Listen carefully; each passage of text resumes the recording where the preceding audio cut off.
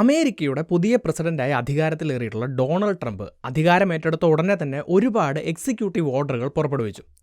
അതിൽ വളരെ പ്രധാനപ്പെട്ട ഒരു ഓർഡർ എന്ന് പറയുന്നത് അമേരിക്കയിൽ ജനിച്ചു വീഴുന്ന എല്ലാ കുട്ടികൾക്കും ഓട്ടോമാറ്റിക്കായിട്ട് അമേരിക്കൻ സിറ്റിസൺഷിപ്പ് അല്ലെങ്കിൽ അമേരിക്കൻ പൗരത്വം ലഭിക്കുന്ന ആ ഒരു രീതി നിർത്തലാക്കുക എന്നുള്ളതായിരുന്നു. അപ്പോൾ ഈ ഒരു തീരുമാനത്തിൻ്റെ ഭാഗമായി അമേരിക്കയിലേക്ക് കുടിയേറുന്നത് സ്വപ്നം കാണുന്ന ഒരുപാട് പേരെ ഇത് ബാധിക്കുമെന്ന് മാത്രമല്ല, ഇന്ത്യയിൽ നിന്നൊക്കെ അമേരിക്കയിലേക്ക് കുടിയേറ്റം നടത്തുന്ന ഒരുപാട് ഇന്ത്യൻ വംശജരെ ഇത് സാരമായി ബാധിക്കുമെന്ന രീതിയിലുള്ള വാർത്തകളും ചർച്ചകളും ഒക്കെ നിങ്ങൾ കേട്ടിട്ടുണ്ടാവും. അപ്പോൾ ഈ ഒരു വാർത്തയുടെ സത്യാവസ്ഥ എന്താണ്? ഇനി ഇത്തരത്തിലുള്ള വാർത്തകളിലും ചർച്ചകളിലുമെല്ലാം അമേരിക്കയിൽ ഒരു കുട്ടി ജനിക്കുമ്പോഴുള്ള പൗരത്വത്തിൻ്റെ കാര്യമാണ് പറയുന്നത് എങ്കിൽ, നമ്മുടെ രാജ്യമായിട്ടുള്ള ഇന്ത്യയിൽ ഒരു കുട്ടി ജനിക്കുമ്പോൾ എന്തിൻ്റെ അടിസ്ഥാനത്തിലാണ് ആ കുട്ടിയുടെ പൗരത്വം തീരുമാനിക്കപ്പെടുന്നത്, അതിൻ്റെ ഭാഗമായിട്ടുള്ള നിയമങ്ങളും കാര്യങ്ങളും എന്തൊക്കെയാണ്? സോ ഇത്തരത്തിലുള്ള കാര്യങ്ങളാണ് ഇന്നത്തെ ഈ വീഡിയോയിൽ ഉൾക്കൊള്ളിച്ചിരിക്കുന്നത്. നമുക്ക് വീഡിയോയിലേക്ക് കടക്കാം. My name is Alex. What I do is explain. Welcome to അലക്സ്പ്ലെയിൻ.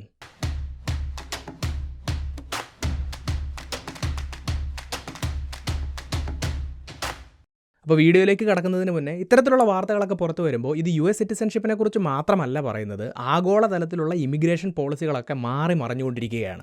വിദേശത്ത് സുരക്ഷിതമായിട്ടുള്ളൊരു ഭാവി സ്വപ്നം കാണുന്ന ആളുകളൊക്കെ ആശങ്കയിൽ മുന്നോട്ട് പോവുകയാണ് എന്ന് മാത്രമല്ല, ഇതിൻ്റെ എല്ലാം ഭാഗമായിട്ട് ഇൻ്റർനാഷണൽ ജോബ് മാർക്കറ്റും വളരെ കോമ്പറ്റിറ്റീവായി മാറിക്കൊണ്ടിരിക്കുകയാണ്.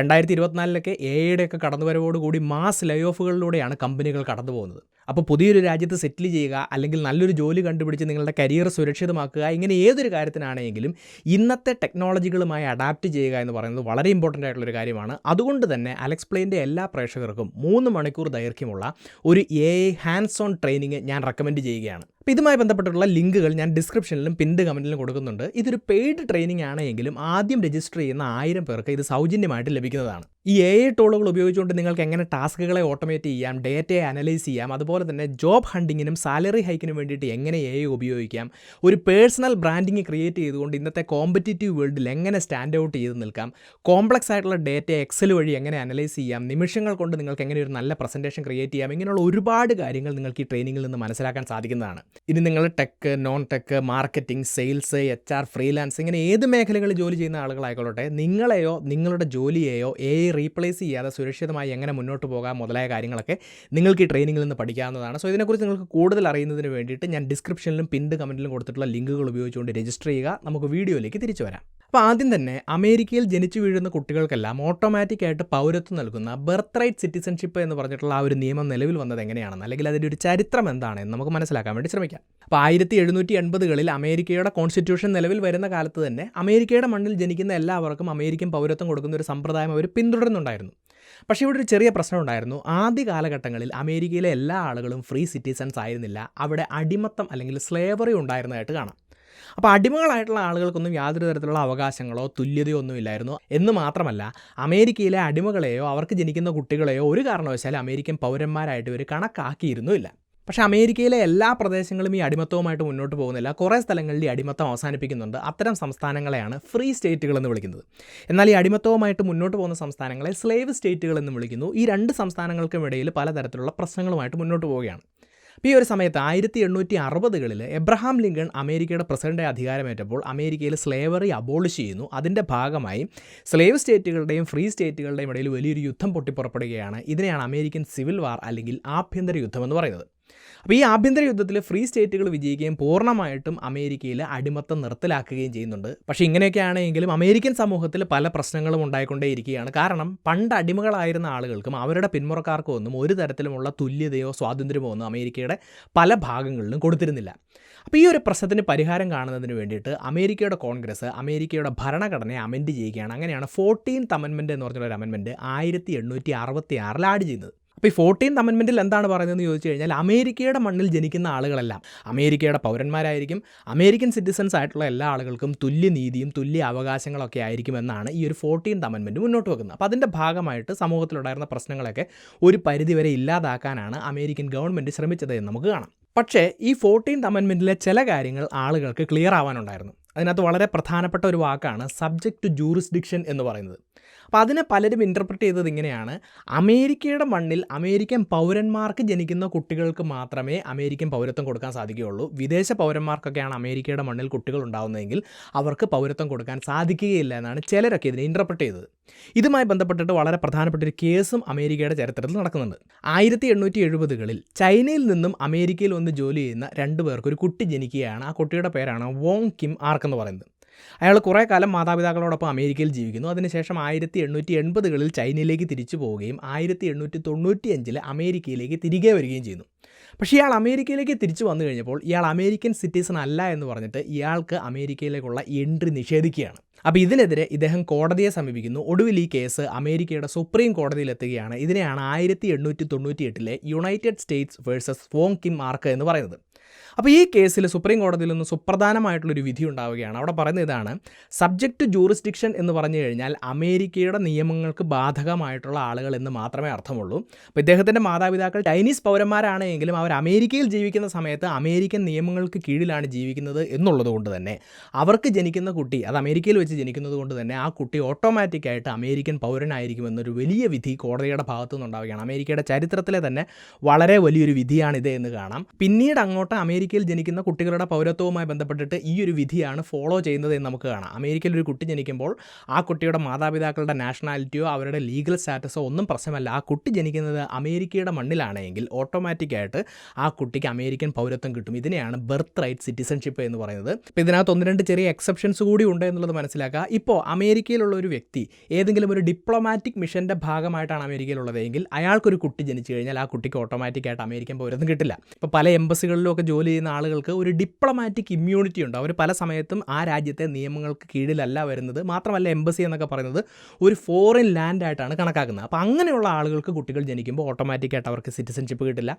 മാത്രമല്ല ഒരു എനിമി ഏലിയൻ ഏതെങ്കിലും ഒരു ശത്രു രാജ്യത്തിൻ്റെ പട്ടാളക്കാരൊക്കെ ആക്രമണത്തിൻ്റെ ഭാഗമായി അമേരിക്കയിലേക്ക് കടന്നു വരുമ്പോൾ അവർക്കൊരു കുട്ടി ഉണ്ടായി കഴിഞ്ഞാൽ ആ കുട്ടിയെയും അമേരിക്കൻ സിറ്റിസണായിട്ട് കണക്കാക്കുകയില്ല. ഇങ്ങനെയുള്ള ചെറിയ ചില എക്സെപ്ഷനുകൾ ഒഴിച്ചു നിർത്തി കഴിഞ്ഞാൽ കഴിഞ്ഞ 127 വർഷമായിട്ട് അമേരിക്കയിൽ ഈ ഒരു സിസ്റ്റം തന്നെയാണ് ഫോളോ ചെയ്യുന്നതെന്ന് കാണാം. ഇങ്ങനെയാണ് ബർത്ത് റൈറ്റ് സിറ്റിസൺഷിപ്പ് എന്ന് പറഞ്ഞുള്ളൊരു സമ്പ്രദായം അമേരിക്കയിൽ നിലവിൽ വരുന്നത്.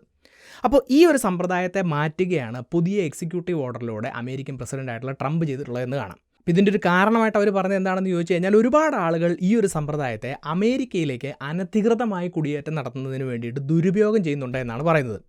പലരും പ്രഗ്നൻ്റ് ആയിരിക്കുന്ന കാലഘട്ടത്തിലൊക്കെ അമേരിക്കയിലേക്ക് കടന്നു വരികയും അമേരിക്കയിൽ വെച്ച് അവരുടെ കുട്ടികളെ പ്രസവിക്കുകയും ആ കുട്ടി അങ്ങനെ അമേരിക്കൻ സിറ്റിസണായി മാറുന്നതിൻ്റെ ഭാഗമായിട്ട് ആ കുട്ടിയുടെ സിറ്റിസൺഷിപ്പ് ഉപയോഗിച്ചുകൊണ്ട് അമേരിക്കയിലേക്ക് ഇമിഗ്രേറ്റ് ചെയ്യാൻ ശ്രമിക്കുകയും ചെയ്യുന്നു എന്നാണ് പറയുന്നത്. ഇപ്പോൾ ഇതുമായി ബന്ധപ്പെട്ടിട്ടുള്ള കണക്കുകൾ നോക്കുകയാണെങ്കിൽ പ്യൂ റിസർച്ച് പുറത്തുവിട്ടുള്ള കണക്കുകളിൽ പറയുന്നത് 2016 അമേരിക്കയിൽ ജനിച്ചിട്ടുള്ള മുഴുവൻ കുട്ടികളിലെ 6% കുട്ടികളുടെയും മാതാപിതാക്കൾ അൺഓതറൈസ്ഡ് ഇമിഗ്രൻസ് ആണ് എന്നാണ്. അതായത് അമേരിക്കയിൽ 2016 ജനിച്ചിട്ടുള്ള 2.5 ലക്ഷം കുട്ടികളുടെ മാതാപിതാക്കൾ ഇല്ലീഗൽ ഇമിഗ്രൻസ് ആണ് എന്നാണ് പറയുന്നത്.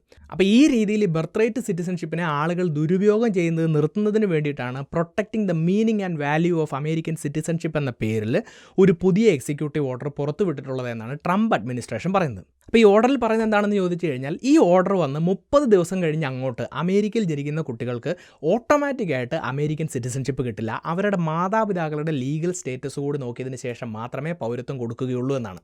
അതായത് അമേരിക്കയുടെ മണ്ണിൽ ഒരു കുട്ടി ജനിക്കുമ്പോൾ ആ കുട്ടിക്ക് ഓട്ടോമാറ്റിക്കായിട്ട് അമേരിക്കൻ സിറ്റിസൺഷിപ്പ് ലഭിക്കണമെങ്കിൽ ആ കുട്ടിയുടെ മാതാപിതാക്കളിൽ ഒരാളെങ്കിലും അമേരിക്കൻ സിറ്റിസൺ ആയിരിക്കണം, അല്ലെങ്കിൽ ഒരാളെങ്കിലും അമേരിക്കയിലെ ഒരു ലോഫുൾ പെർമനൻറ്റ് റെസിഡൻറ്റ് അല്ലെങ്കിൽ ഒരു ഗ്രീൻ കാർഡ് ഹോൾഡർ ആയിരിക്കണം എന്നാണ് ഈ പുതിയ എക്സിക്യൂട്ടീവ് ഓർഡറിൽ പറഞ്ഞിരിക്കുന്നത്. അപ്പോൾ അമേരിക്കയിൽ ഒരു കുട്ടി ജനിക്കുമ്പോൾ ആ കുട്ടിയുടെ മാതാപിതാക്കൾ 2 പേരും ഇല്ലീഗൽ ഇമിഗ്രൻസ് ആയിരിക്കുകയോ അല്ലെങ്കിൽ അമേരിക്കയിലെ ഒരു ടെമ്പററി റെസിഡൻറ്റ്, ടെമ്പററി വർക്കറായിട്ടോ ടെമ്പററി സ്റ്റുഡൻ്റൊക്കെ ആയിട്ട് അമേരിക്കയിൽ നിൽക്കുന്ന ഒരാളാണെങ്കിൽ അല്ലെങ്കിൽ 2 പേരും അങ്ങനെയാണെങ്കിൽ ആ കുട്ടിക്ക് ഓട്ടോമാറ്റിക്കായിട്ട് ഇനി മുതൽ അമേരിക്കൻ സിറ്റിസൺഷിപ്പ് ലഭിക്കുകയില്ല എന്നാണ് ഈ എക്സിക്യൂട്ടീവ് ഓർഡറിൽ പറഞ്ഞിരിക്കുന്നത്. പക്ഷേ ഇതുമായി ബന്ധപ്പെട്ടിട്ടുള്ള വാർത്തകളും ചർച്ചകളും എല്ലാം നമ്മൾ കേൾക്കുമ്പോൾ അതിനകത്ത് പ്രധാനമായിട്ട് പറയുന്ന ഒരു കാര്യം ഈ ഒരു ഓർഡർ അമേരിക്കയിലെ ഇന്ത്യൻ ഇമിഗ്രൻസിനെ സാരമായിട്ട് ബാധിക്കുമെന്നുള്ളതാണ്. അപ്പോൾ എന്തുകൊണ്ടാണ് ഇന്ത്യൻ ഇമിഗ്രൻസിനെ സാരമായി ബാധിക്കുമെന്ന് പറയുന്നതെന്ന് ചോദിച്ചു കഴിഞ്ഞാൽ ഇപ്പോൾ നമ്മൾ കണക്കുകൾ നോക്കുകയാണെങ്കിൽ 2024 അമേരിക്കയിൽ ഏകദേശം 5.2 മില്യൺ ആളുകളാണ് ഇന്ത്യൻ ഒറിജിനായിട്ടുള്ള ആളുകളുള്ളത്.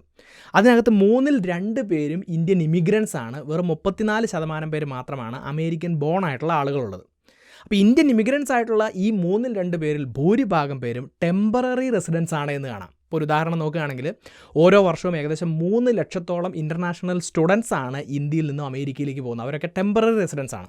അതുപോലെ തന്നെ H1B വിസയുടെ കാര്യത്തിൽ നോക്കുകയാണെങ്കിൽ ടെമ്പററി വർക്കിംഗ് വിസയാണ് ഈ H1B വിസ എന്ന് പറയുന്നത്. അമേരിക്ക ഇതുവരെ ഇഷ്യൂ ചെയ്തിട്ടുള്ള H1B വിസകളിലെ 72% ഇന്ത്യക്കാർക്കാണ് ലഭിച്ചിരിക്കുന്നത് എന്ന് കാണാം. അപ്പോൾ ഇന്ത്യൻ ഇമിഗ്രൻസ് ആയിട്ടുള്ള ഭൂരിഭാഗം ആളുകളും അമേരിക്കയിൽ ടെമ്പററി റെസിഡൻസ് ആയതുകൊണ്ട് തന്നെ അത്തരത്തിലുള്ള ആളുകൾക്ക് അവിടെ വെച്ച് കുട്ടികൾ ജനിച്ചു കഴിഞ്ഞാൽ ആ കുട്ടികൾക്ക് പൗരത്വം കിട്ടാതെ വന്നു കഴിഞ്ഞാൽ അത് പലതരത്തിലുള്ള പ്രശ്നങ്ങളുണ്ടാകും. കാരണം അമേരിക്കൻ പൗരന്മാർക്ക് മാത്രം ഫ്രീ ആയി കൊടുക്കുന്ന പലതരത്തിലുള്ള പബ്ലിക് സർവീസുകളും വിദ്യാഭ്യാസമൊക്കെ പോലെയുള്ള പലതരത്തിലുള്ള പബ്ലിക് സർവീസുകളും ഇവർക്ക് ആക്സസ് ചെയ്യാൻ കഴിയാതെ വരികയും അത് പലതരത്തിലുള്ള പ്രശ്നങ്ങൾ ഉണ്ടാക്കുകയും ചെയ്യുമെന്നുള്ളത് മനസ്സിലാക്കുക. അതുകൊണ്ടാണ് ഈ ഒരു തീരുമാനം ഇന്ത്യൻ പൗരന്മാർ അല്ലെങ്കിൽ ഇന്ത്യൻ വംശജരായിട്ടുള്ള ഇമിഗ്രൻസിനെ സാരമായി ബാധിക്കുമെന്ന് പറയുന്നതെന്ന് ഇപ്പോൾ നിങ്ങൾക്ക് മനസ്സിലായിട്ടുണ്ടാവും. പക്ഷേ ഇവിടെ പ്രധാനമായിട്ട് മനസ്സിലാക്കേണ്ട ഒരു കാര്യം, ഈ നിയമം വരുന്നതിന് മുന്നേ അമേരിക്കൻ സിറ്റിസൺസ് ആയിട്ടുള്ള ആളുകളെയൊന്നും ഇത് ബാധിക്കുകയില്ല എന്നാണ് പറയുന്നത്.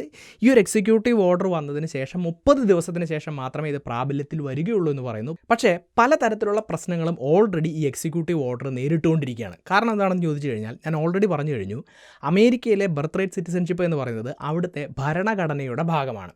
ഇന്ത്യ പോലെ തന്നെ അമേരിക്കയിലെയും ഏറ്റവും വലിയ നിയമം എന്ന് പറയുന്നത് അവിടുത്തെ ഭരണഘടനയാണ്. അപ്പോൾ ഭരണഘടനയിൽ പറഞ്ഞിരിക്കുന്ന ഒരു കാര്യത്തെ ഒരു എക്സിക്യൂട്ടീവ് ഓർഡറിലൂടെ മാറ്റാൻ സാധിക്കുകയില്ല.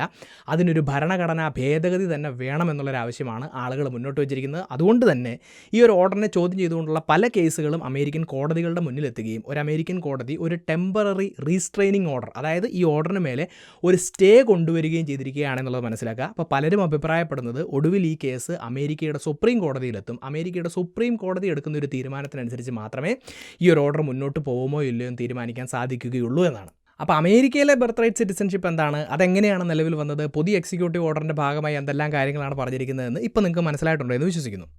അപ്പോൾ അമേരിക്കയിലെ കാര്യം അവിടെ നിൽക്കട്ടെ, നമ്മുടെ രാജ്യമായിട്ടുള്ള ഇന്ത്യയിൽ ഒരാൾ ജനിച്ചു കഴിയുമ്പോൾ അയാളുടെ പൗരത്വം തീരുമാനിക്കുന്നത് എങ്ങനെയാണ് എന്നുള്ളതാണ് അടുത്ത ചോദ്യം. അപ്പോൾ ഇന്ത്യയിൽ ജനിക്കുന്ന ഒരാളുടെ പൗരത്വം എങ്ങനെയാണെന്ന് തീരുമാനിക്കുന്നത് പല കാലഘട്ടങ്ങളിലും പല നിയമങ്ങളിലൂടെയാണ് എന്നുള്ള കാര്യം മനസ്സിലാക്കുക. അപ്പോൾ അതിൽ ഏറ്റവും പ്രധാനപ്പെട്ട എന്ന് പറയുന്നത് നമ്മുടെ ഭരണഘടനയിൽ പറയുന്നത് എന്താണെന്ന് നമുക്ക് നോക്കാം. ഇന്ത്യയുടെ ഭരണഘടനയിൽ പറയുന്നത് അമേരിക്കയുടെ കാര്യം പറയുന്നത് പോലെ തന്നെയാണ്. ഇന്ത്യൻ ഭരണഘടന നിലവിൽ വരുന്ന ദിവസം വരെ ഇന്ത്യ എന്ന് പറഞ്ഞിട്ടുള്ള ആ ഒരു ടെറിട്ടറിയിൽ ജനിക്കുന്ന എല്ലാ ആളുകൾക്കും ഓട്ടോമാറ്റിക്കായിട്ട് ഇന്ത്യൻ പൗരത്വം കിട്ടും എന്നാണ് പറയുന്നത്. ആ ടെറിട്ടറിയിൽ ജനിക്കുന്ന എല്ലാ ആളുകളെയും ഇന്ത്യൻ പൗരന്മാരായിട്ട് കൺസിഡർ ചെയ്യും. അതിനുശേഷം ഇന്ത്യൻ ഭരണഘടന നിലവിൽ വരുന്നതിന് ശേഷം ഇന്ത്യൻ പൗരത്വം എങ്ങനെയാണെന്ന് തീരുമാനിക്കാനുള്ള അവകാശം ഇന്ത്യൻ പാർലമെൻറ്റിന് കൊടുക്കണം. അതായത് പാർലമെൻറ്റ് പാസ്സാക്കുന്ന നിയമങ്ങളിലൂടെ ഇന്ത്യൻ പൗരത്വവുമായി ബന്ധപ്പെട്ടിട്ടുള്ള കാര്യങ്ങൾ തീരുമാനിക്കാൻ സാധിക്കും. അപ്പോൾ അത്തരത്തിൽ ഏറ്റവും പ്രധാനപ്പെട്ടൊരു നിയമം മുന്നോട്ട് വരുന്നത് 1955 അപ്പോൾ അവിടെയും ഇതേ കാര്യം തന്നെയാണ് പറയുന്നത്. 1950 ജനുവരി 26 അതിന് ശേഷമോ ഇന്ത്യൻ ടെറിട്ടറിയിൽ ജനിക്കുന്ന ഒരാൾക്ക് ഓട്ടോമാറ്റിക്കായിട്ട് ഇന്ത്യൻ പൗരത്വം കിട്ടുമെന്നാണ് അവിടെ പറയുന്നത്. പക്ഷേ ഈ ഒരു സിസ്റ്റം എല്ലാ കാലത്തേക്കും നീണ്ടു നിൽക്കുന്നില്ല. 1987 ജൂലൈ 1 വരെ മാത്രമേ ഈ ഒരു സമ്പ്രദായം നിലനിൽക്കുന്നുള്ളൂ. കാരണം 1986 ഈ ഒരു നിയമത്തെ അമെൻഡ് ചെയ്യുകയാണ്. കാരണം ആ ഒരു സമയമായപ്പോഴേക്കും ബംഗ്ലാദേശ്, ശ്രീലങ്ക പോലെയുള്ള രാജ്യങ്ങളിൽ നിന്നൊക്കെ ധാരാളം അനധികൃത കുടിയേറ്റക്കാർ ഇന്ത്യയിലേക്ക് കടന്നു വരുന്നുണ്ടായിരുന്നു. അപ്പോൾ ഈ അമെൻമെൻറ്റിൽ എന്താണ് പറയുന്നതെന്ന് ചോദിച്ചു കഴിഞ്ഞാൽ, ഇന്ത്യയിലൊരു കുട്ടി ജനിച്ചു കഴിയുമ്പോൾ ആ കുട്ടിക്ക് ഇന്ത്യൻ പൗരത്വം കിട്ടണമെങ്കിൽ ആ കുട്ടിയുടെ മാതാപിതാക്കളിൽ ഒരാളെങ്കിലും ഇന്ത്യൻ പൗരനായിരിക്കണമെന്നാണ് അവിടെ പറയുന്നത്. സോ 1987 ജൂലൈ 1 ശേഷം ജനിച്ച ഒരാൾ ഇന്ത്യൻ പൗരനാകണമെങ്കിൽ മാതാപിതാക്കളിൽ ഒരാളെങ്കിലും ഇന്ത്യൻ പൗരനായിരുന്നിരിക്കണം. ഇതും പിന്നീട് അങ്ങനെ തന്നെ മുന്നോട്ട് പോകുന്നില്ല. 2004 ഈ സിസ്റ്റത്തിന് ഒരു മാറ്റം ഉണ്ടാവുകയാണ്. 2003 ഇന്ത്യൻ സിറ്റിസൺഷിപ്പ് ആക്ടിനെ അമെൻഡ് ചെയ്യുകയാണ്. അപ്പോൾ ആ അമെൻമെൻറ്റിൽ പറയുന്നത് എന്താണെന്ന് ചോദിച്ചു കഴിഞ്ഞാൽ, ഈ ഒരു നിയമം പ്രാബല്യത്തിൽ വന്നതിന് ശേഷം, അതായത് 2004 ശേഷം ഇന്ത്യയിൽ ജനിക്കുന്ന ഒരാൾ ഇന്ത്യൻ പൗരനാകണമെങ്കിൽ അയാളുടെ മാതാപിതാക്കളിൽ ഒരാൾ ഇന്ത്യൻ പൗരനാകണമെന്ന് മാത്രമല്ല, മാതാപിതാക്കളിലെ അടുത്തയാൾ ഒരു ഇല്ലീഗൽ ഇമിഗ്രൻ്റ് ആവാനും പാടില്ല. അതായത് മാതാപിതാക്കളിലെ ഒരാൾ ഒരു ഇന്ത്യൻ പൗരനായിരിക്കണം, രണ്ടാമത്തെ ആൾ ലീഗലി ഇന്ത്യയിലുള്ള ഒരാളായിരിക്കണം. എങ്കിൽ മാത്രമേ ആ ഒരു വ്യക്തിക്ക്, ഇന്ത്യയിൽ ജനിക്കുന്ന ഒരു വ്യക്തിക്ക് ഇന്ത്യൻ പൗരത്വം ലഭിക്കുകയുള്ളൂ. അപ്പോൾ ഈ വീഡിയോ കാണുന്ന പലരും പല കാലഘട്ടങ്ങളിൽ ജനിച്ചിട്ടുള്ള ആളുകളായതുകൊണ്ട് നേരത്തെ പറഞ്ഞ നിയമങ്ങളിൽ അല്ലെങ്കിൽ ഏത് ഭേദഗതിയുടെ കീഴിലാണ് നിങ്ങളുടെ പൗരത്വം വന്നിരിക്കുന്നത് എന്നുള്ള കാര്യം കമൻറ്റ് ചെയ്യാൻ വേണ്ടി ശ്രദ്ധിക്കുക. അതോടൊപ്പം ഇന്നത്തെ ഈ വീഡിയോയെക്കുറിച്ചും ഈ വിഷയത്തെക്കുറിച്ചുമുള്ള നിങ്ങളുടെ അഭിപ്രായങ്ങളും നിർദ്ദേശങ്ങളും സംശയങ്ങളും നിങ്ങൾക്കറിയാവുന്ന എക്സ്ട്രാ പോയിന്റുകളും തീർച്ചയായിട്ടും കമൻറ്റ് ബോക്സിൽ രേഖപ്പെടുത്തുക. ഒപ്പം ഞാൻ ഈ വീഡിയോയുടെ തുടക്കത്തിൽ പറഞ്ഞിട്ടുള്ള 3 മണിക്കൂറിൻ്റെ AI ഹാൻഡ്സ് ഓൺ ട്രെയിനിങ്ങിനെ കുറിച്ചുകൂടി ഓർമ്മിപ്പിക്കുകയാണ്. ആദ്യം രജിസ്റ്റർ ചെയ്യുന്ന 1000 പേർക്കാണ് ഇത് സൗജന്യമായിട്ട് ലഭിക്കുന്നത്. അതുകൊണ്ട് തീർച്ചയായിട്ടും ഡിസ്ക്രിപ്ഷനിലും പിൻഡ് കമൻറ്റിലും കൊടുത്തിട്ടുള്ള ലിങ്കുകൾ ഉപയോഗിച്ചുകൊണ്ട് രജിസ്റ്റർ ചെയ്യുക. മാത്രമല്ല ഈ ട്രെയിനിങ്ങുമായി ബന്ധപ്പെട്ടിട്ടുള്ള അപ്ഡേറ്റ്സുകൾ ലഭിക്കുന്നതിന് വേണ്ടിയിട്ട് ഒരു വാട്സപ്പ് ഗ്രൂപ്പിൻ്റെ ലിങ്കും കൊടുത്തിട്ടുണ്ട്. അതിലും ജോയിൻ ചെയ്യാൻ വേണ്ടി ശ്രദ്ധിക്കുക. ഇന്നത്തെ ഈ ഒരു വീഡിയോ മറ്റുള്ളവർക്ക് ഉപകാരപ്രദമാവുമെന്ന് നിങ്ങൾക്ക് തോന്നുന്നുണ്ടെങ്കിൽ തീർച്ചയായിട്ടും നിങ്ങൾ ഈ വീഡിയോ ഷെയർ ചെയ്യുക. ഇതുപോലത്തെ നല്ല നല്ല വീഡിയോസുമായി വീണ്ടും വരുന്നതുവരേക്കും നന്ദി.